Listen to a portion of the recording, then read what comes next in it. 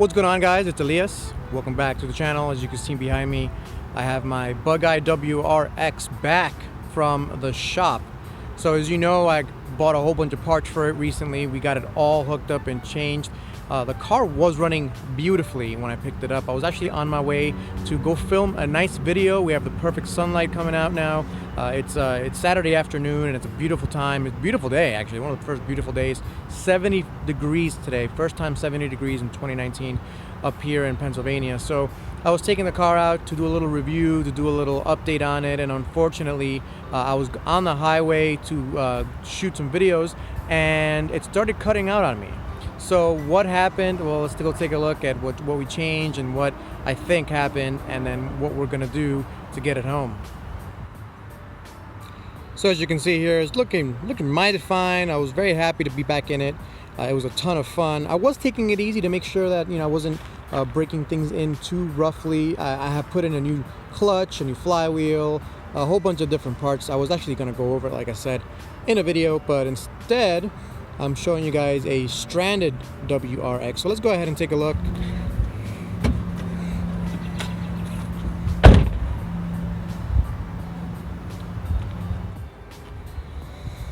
So we did install a new battery. We have new radiator hoses. We have a bunch of new hoses there, a bunch of electronics going in. We had spark plugs put in, this new fuel filter we installed. A bunch of different things in order to improve the reliability, but unfortunately sometimes you get a new part, you put it in and it doesn't work. Alright, so let's go over the scenario and what happened and what I think it is because of the symptoms.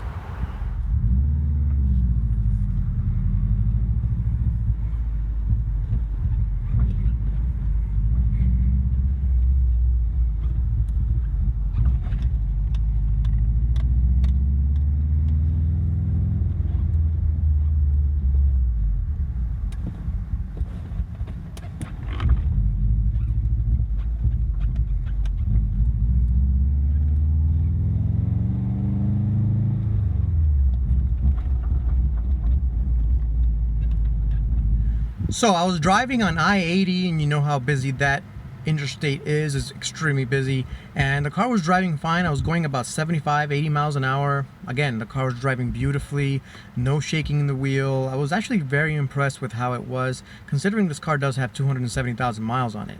So like I said, I replaced a whole bunch of things in the engine bay, from the clutch to spark plugs to the subframe. Actually, I even changed, and I made sure I changed the fuel system. So I've changed the fuel pump and I changed the filter in the front just to make sure I have good fueling, because as you know, in turbocharged cars, especially these Subis, they're extremely fragile when it comes to air-fuel ratio. If you don't feed it enough fuel or air, you're gonna be in trouble. So I made sure that we got that fixed.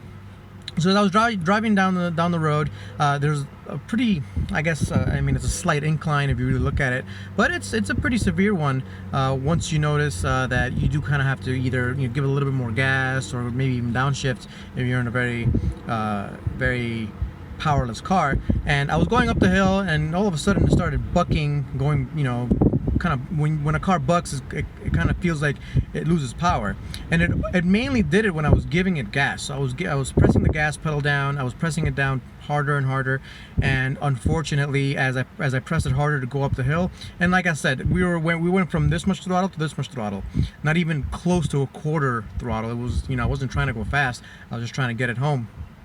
And it started, bucking the car. It started cutting out power and losing power. So I had to let go of the gas, and then it would still kind of run a little bit. But as soon as you give it more gas to try to make it up the hill at a reasonable pace, it started bucking. So I had to give it light gas, and that's the only way it would not try to shut off on me. Well, unfortunately, as you go up the hill, you're going 65, then it goes down to 60, then it goes down to 55. You're basically creating a road hazard, and I'm of the idea of, it's fine if you're alone on the road and you want to endanger yourself, that's okay, but if I'm endangering other people, that's dangerous, and I don't want to put other people in danger because I want to be stupid and try to limp this car home at 40 miles an hour on the highway. That's just not something that I want to do.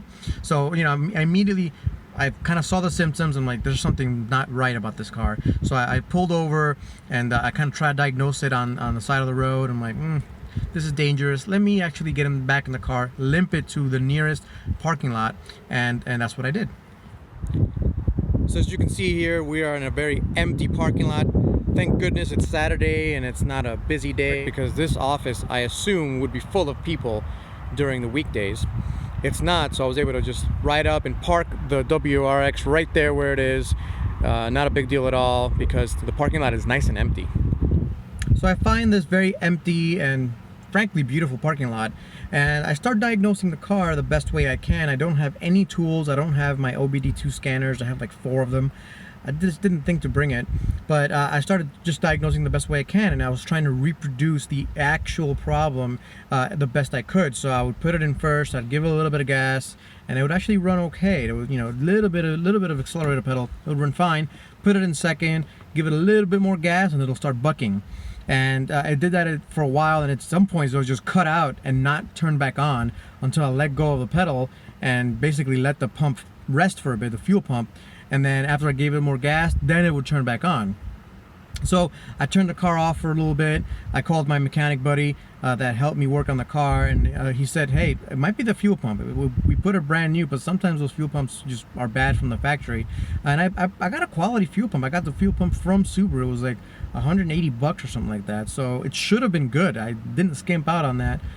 Whatever the case may be, I'm pretty sure it is a fuel pump, because if you have a bad fuel pump, in case you get a bad fuel pump one day and you have to limp it home, the best bet is to turn the car off for a while, let the fuel pump cool down, and then after a long while, turn the car on and limp it home. Basically drive as slow as you can so you don't overheat the fuel pump, and hopefully it'll make it home. Because what probably is happening is there's not enough lubrication within the fuel pump, or some gas tank gunk got in the fuel pump. I don't know at this moment because I have to take the fuel pump out.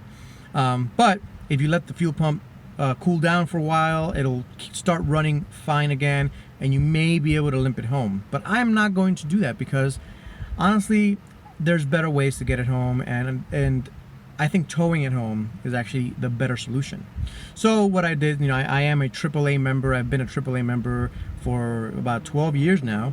So I have like the max package, whatever it costs. It's like only 40 or 50 bucks a year, or maybe 60 bucks a year. I forget. It's such a small amount of money that I don't really think about it. And whenever these things happen, I just call them up. Hey, tow me home. Luckily, I'm only about 20 miles away from home, so they're gonna be able to tow me home. Not a big deal. And I'll get home and diagnose it again. I'll probably put an OBD2 scanner, see exactly what's happening, and probably change the fuel pump at some point. It's really unfortunate, because I really was looking forward to making a nice video for you guys with this updated Subi. It was, like I said, running beautifully. Not to spoil the surprise, but since I'm already here, I put new brakes on there as well, and the brakes are doing perfectly fine. The suspension's amazing. We've got white line parts in the suspension. I changed some of the bushings. Like I said, the car was running really nicely until, well, it just wasn't after a while, and unfortunately we are where we are. A lot of the work you can't see, unfortunately, because they're tucked in behind where the engine crank is. Let's take a look here. But it's got new spark plugs and all that good stuff. It's got a new timing belt and all, and it's just been updated fully.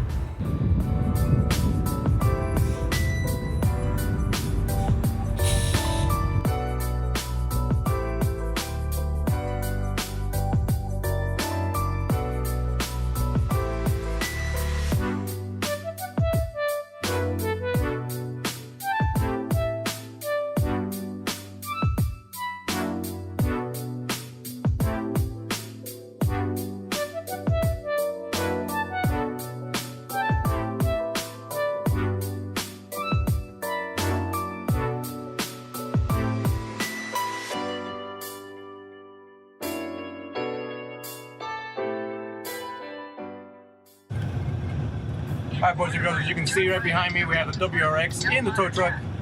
That's it for now. We'll catch up later on another video. Thanks for watching. I'll catch you next time. Peace.